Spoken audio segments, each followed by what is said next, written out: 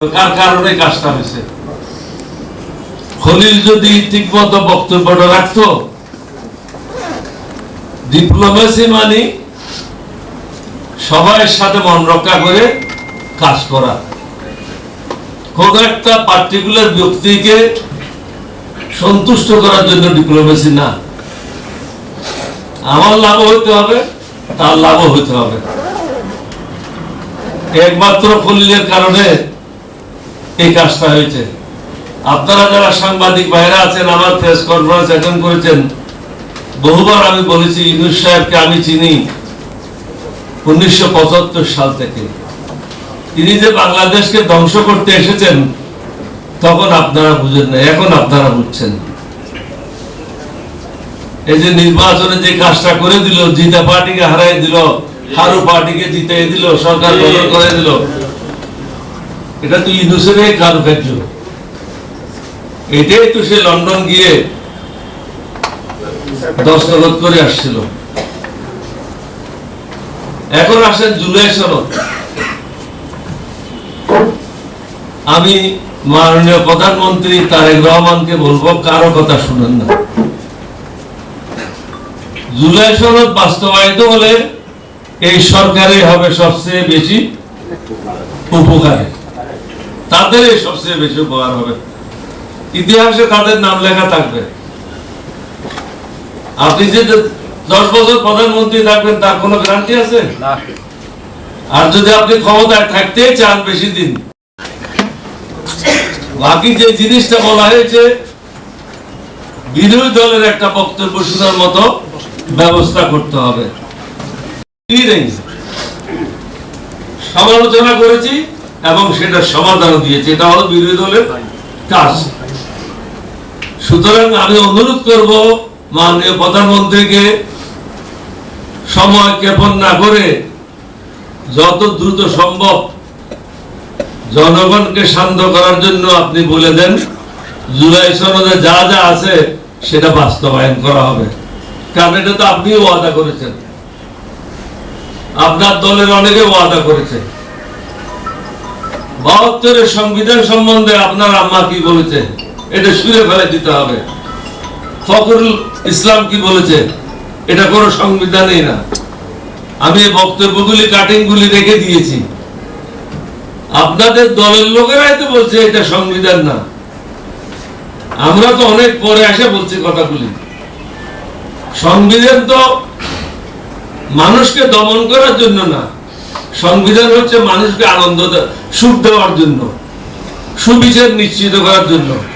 আমাদের দেশে কি সুবিচার আছে? ল মিনিস্টার টেলিফোন করে জজ সাহেবকে শাহরিয়ারকে ছেড়ে দেন, ছেড়ে দিল। 6 মাসের জন্য দিয়ে দেন, বন্ধ করে দিল। আমি আপনাদেরকে একটা উদাহরণ দিই, এটা বোধহয় 1911 ফুটাইছে কেউ এবং ওইটার পরিকল্পনাকারী আমি। এখন কক্সবাজার থেকে কিভাবে পরিকল্পনা করলাম, তখন প্রধানমন্ত্রীর উদ্দেশ্যে আমি একটা প্রেস রিলিজ দিলাম, মাননীয় প্রধানমন্ত্রী আপনি তো আমাকে কালকে ঢাকায় দেখছেন, দোয়া করেন যেখানে আপনি সবসময় আমাকে আপনার সম্মুখীন করতেছে, ডিসিও করতেছে, আমরা কোন রাজকরার দিকে যাচ্ছি। প্রেসিডেন্ট জিয়ার সময় আমার এখনো স্মরণ আছে, আমি সার্কুলার ইস্যু করেছিলাম প্রেসিডেন্ট জিয়ার সাথে কথা বলে, যে ডিসিরা প্রেসিডেন্ট জিয়াকে রিসিভ করার জন্য, প্রটোকল দেওয়ার জন্য এয়ারপোর্টে বা হেলিপ্যাডে আসবে না, আপনি আপনার কর্মকাণ্ড চালিয়ে যাবেন, আপনার সেকেন্ড বা থার্ড ম্যানকে পাঠিয়ে দেবেন যদি প্রটোকলের প্রয়োজন পড়ে, কিন্তু আপনি আপনার কাজ ছেড়ে আসবেন না। অর্থাৎ আমরা প্রত্যেককে তার নিজ কর্মকাণ্ড থেকে বিরত রাখি নাই। এখন তো এইগুলি কোনো ব্যবস্থা নেই, হুজুর যা বলে উনিও তাই বলে, হুজুরের হুকুমেই সব কাজ হয়। আমি আবারই বলবো, জুলাই সনদের দাবি আমাদের পক্ষ থেকে না এসে বরং এটা তারেকের পক্ষ থেকে আসাই উচিত, কারণ তারাই লাভবান হবে। আমাদের নাম ইতিহাসে যাবে না, ইতিহাসে লেখা থাকবে মাননীয় প্রধানমন্ত্রী তারেক রহমানের নাম। আমরা দীর্ঘদিন বিদেশিদের বিরুদ্ধে প্রতিবাদ করে আসছে, এটা তাদের সাথে আমাদের কোনো ঝগড়া নাই, তাদের সাথে আমাদের কোনো সমস্যা নাই।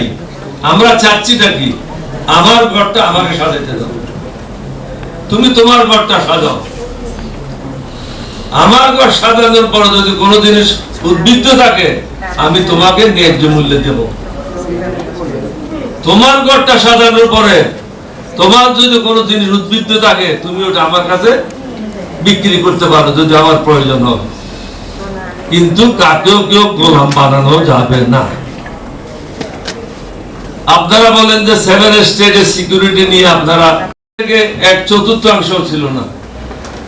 আমি গিয়েছিলাম, নেগোসিয়েট করেছিলাম রোহিঙ্গাদের, এবং আমার এই নেগোসিয়েশনের ফলে রোহিঙ্গারা ফিরে যায়।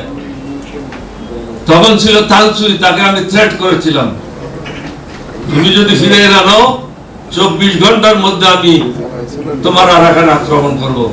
চট্টগ্রাম ডিভিশনকে আমি ডিপ্লয় করে গেছিলাম যাওয়ার আগে বর্ডারে, এবং এয়ারফোর্সের প্লেন কক্সবাজার দিয়ে গেছিলাম, এবং এটা বলেছি তুমি খবর নাও, আমার প্লেন ওখানে আছে, আমার সেনারা তোমার বর্ডার আছে। তখন তো আমরা এটা দখল করে নিতে পারতাম। আমরা শুধু চেয়েছি কি যে আমাদের এগুলি লোক না, এগুলো তোমাদের লোক। ভাষা একরকম হইতে পারে, চিটাগাংয়ের লোকের জন্য একরকম ভাষা হইতে পারে, যেমন সিলেটের লোক আসামের লোকের কথার মধ্যে কোনো পার্থক্য নেই, তাদের মধ্যে অনেক মিল রয়েছে, কারণ তারা পাশাপাশি অনেক দিন ছিল। চট্টগ্রামের লোক আরাকানের লোক একই রকম কথা বলে। আমরা তো সেটা দখল করে নিতে পারতাম, কিন্তু আমরা তো করি নাই। এটা বারবার থেকে প্রায় 1400 কিলোমিটার দূরে line, LFC, line of communication, এখানে বসতে বসতে আরাকান দখল হয়ে যেত। এখন আমি যেটা বলতে চাই, যারা এখানে আসছেন আজকে নতুন পার্টি গঠন করার জন্য, তাদেরকে অনুরোধ করব, আমাদের বয়স হয়েছে, আমি নাও রানিং 88, বাট আমি এখনো মিছিলে অবদরবাকে থাকতে চাই। আমি কারো কাছে মাথা নত করিনি। আমার যখন মতানৈক্য হয় আমি প্রকাশ্যে বিএনপি থেকে সাবেক স্পিকার, আগে যেখানে 5 টাকা নিত এখন 50। লিবারেল ডেমোক্রেটিক পার্টির পক্ষ থেকে আপনাদেরকে আন্তরিক মোবারকবাদ জানাচ্ছি, এবং আমরা আশা করি যে আদর্শ লক্ষ্য নিয়ে আপনারা আসছেন সেটা পূরণ করবেন, নূরের মতো কাজ করবেন না।